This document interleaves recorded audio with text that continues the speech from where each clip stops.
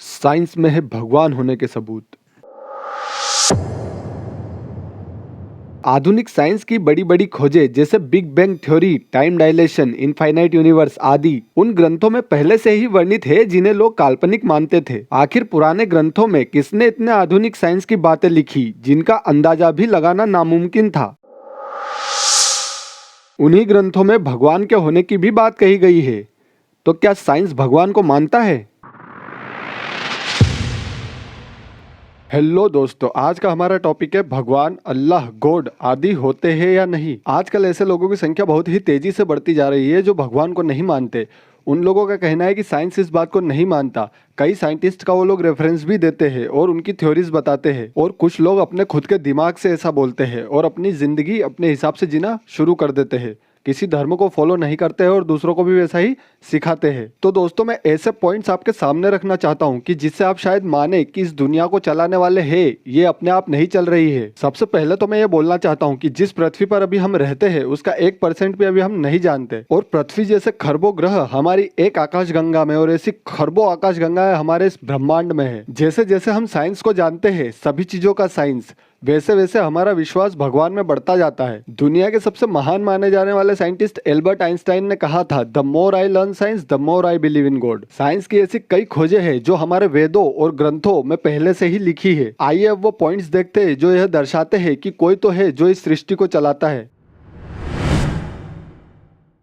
दोस्तों, हमारा पहला पॉइंट है बिग बैंग थ्योरी। इसे स्टार्ट करने से पहले अगर आपको नहीं पता तो मैं बता दूं कि प्रकाश की रफ्तार लगभग 3 लाख किलोमीटर प्रति सेकंड होती है, और इस रफ्तार पर एक साल में जितनी दूरी तय होती है उसी दूरी को एक प्रकाश वर्ष की दूरी कहा गया है। जो बिग बैंग थ्योरी है वो यह कहती है कि आज से लगभग 13.8 अरब साल पहले एक परमाणु से भी छोटे से बिंदु में धमाका होने के कारण ही यह अरबों प्रकाश वर्ष जितना बड़ा ब्रह्मांड बना है, और लगातार प्रकाश की गति से भी तेज गति से फैलता जा रहा है। साइंस कहता है कि हम कभी भी प्रकाश की गति पर यात्रा नहीं कर सकते, और साइंस ये भी कहता है कि ब्रह्मांड प्रकाश की गति से भी तेज गति से फैलता जा रहा है। इसका सीधा सा मतलब यह है कि अगर हम अभी की साइंस थ्योरीज के हिसाब से देखें तो हम कभी भी ब्रह्मांड के अंत तक नहीं पहुंच पाएंगे, क्योंकि जितनी अधिकतम गति पर हम यात्रा कर सकते हैं उससे भी तेज गति से ब्रह्मांड हमसे दूर जा रहा है। अब आते हैं वेदों पर। हमारे वेदों में भी कुछ ऐसा ही लिखा है कि सबसे पहले कुछ नहीं था, केवल अंधकार था, और इसके बाद ही सब प्रकाश रूपी भगवान से ही प्रकट हुआ है, और इसका कहीं कोई अंत नहीं है। सोचो, अगर वेद और शास्त्र पुराने लोगों द्वारा लिखे होते तो उन्हें इतना ब्रह्मांड का ज्ञान कहाँ से मिला होगा।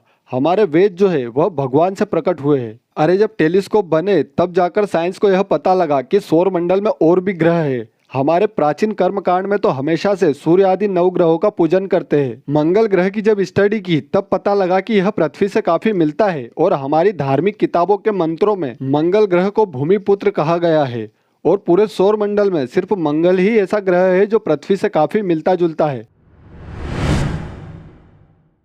दूसरा पॉइंट है टाइम डायलेशन। इसे स्टार्ट करने से पहले अगर आपको नहीं पता कि टाइम डायलेशन क्या होता है तो मैं आपको बता दूं कि ब्रह्मांड में अलग अलग जगहों पर समय की गति अलग अलग होती है, जिसे टाइम डायलेशन कहते हैं। मतलब अगर पृथ्वी पर 1 साल हुआ है तो तब तक यूनिवर्स के किसी और ग्रह पर कई साल या कई हजार साल बीत चुके होंगे। हमारे ग्रंथों में तो टाइम डायलेशन के भी कई सबूत है जिस पर आजकल के वैज्ञानिक रिसर्च करते रहते हैं। अगर आपने श्री कृष्ण सीरियल में महाराजा मुचकुंद वाला एपिसोड नहीं देखा तो जरूर देखना, क्योंकि उसमें बताया गया है कि सतयुग के राजा मुचकुंद बड़े ही पराक्रमी राजा थे। देवासुर संग्राम में देवताओं के राजा इंद्र ने उनसे मदद मांगी तो राजा मुचकुंद ने मदद करने का सोचा और पृथ्वी छोड़कर स्वर्ग लोक गए। जब वहां युद्ध समाप्त हुआ और वे अपने घर लौटना चाहते थे तब इंद्र ने उन्हें बताया कि आप यहाँ सिर्फ 1 वर्ष रहे हो, परंतु पृथ्वी पर तो कई युग बीत चुके हैं, आपकी कई पीढ़ियां बीत चुकी है, आपका परिवार और बच्चे अब नहीं रहे। इससे यह साबित होता है कि स्वर्ग का 1 साल पृथ्वी के कई युगों के बराबर होता है। इसके अलावा महाभारत में श्री बलराम जी की पत्नी भी उस युग की नहीं थी जिसमें बलराम जी का अवतार हुआ था, वो भी किसी पुराने युग की थी। जब उनको उनके योग्य वर नहीं मिला तो वे पृथ्वी छोड़कर ब्रह्मलोक गई। तब वहां उन्हें ब्रह्मा जी ने बताया कि शेषनाग के अवतार श्री बलराम जी अवतार लेने वाले हैं, क्योंकि पृथ्वी पर कई युग बीत चुके हैं। तब वे वापस पृथ्वी पर आई और श्री बलराम जी ने उनसे विवाह किया। कहने का सिर्फ यही मतलब है कि जिस टाइम डायलेशन जैसे टॉपिक पर हमारे वैज्ञानिकों को अब थोड़ा बहुत समझ आ रहा है वह तो हमारे ग्रंथों में पहले से ही वर्णित है, जो कि उन ग्रंथों को पूरी तरह से सही साबित करता है। दोस्तों, हमारा अगला पॉइंट है इनफाइनाइट यूनिवर्स।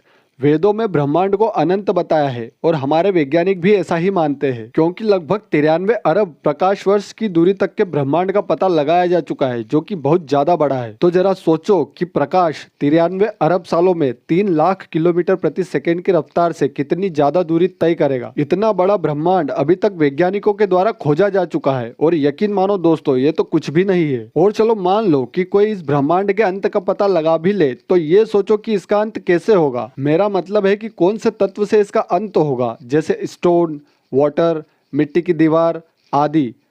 कैसे अंत होगा? असंभव है ना अंत। अगर हम सोचे कि ऐसी कोई चीज हमारी कल्पना में भी आए कि जो इस इनफाइनाइट यूनिवर्स का अंत कर सके, तो ऐसी तो कोई चीज ही नहीं है, क्योंकि फिर उस चीज का भी तो कोई अंत होगा और फिर उसके आगे क्या होगा। अगर आपको लगता है कि अनंत ब्रह्मांड होने से भगवान होने का क्या सबूत, तो मैं आपको बता दूं कि श्री कृष्ण ने अर्जुन से कहा है कि यह सारी सृष्टि केवल मेरी माया है अर्जुन। मतलब यह कि यह शरीर त्यागने तक ही यह माया हमारे सामने है, उसके बाद ही सच्चाई सामने आएगी।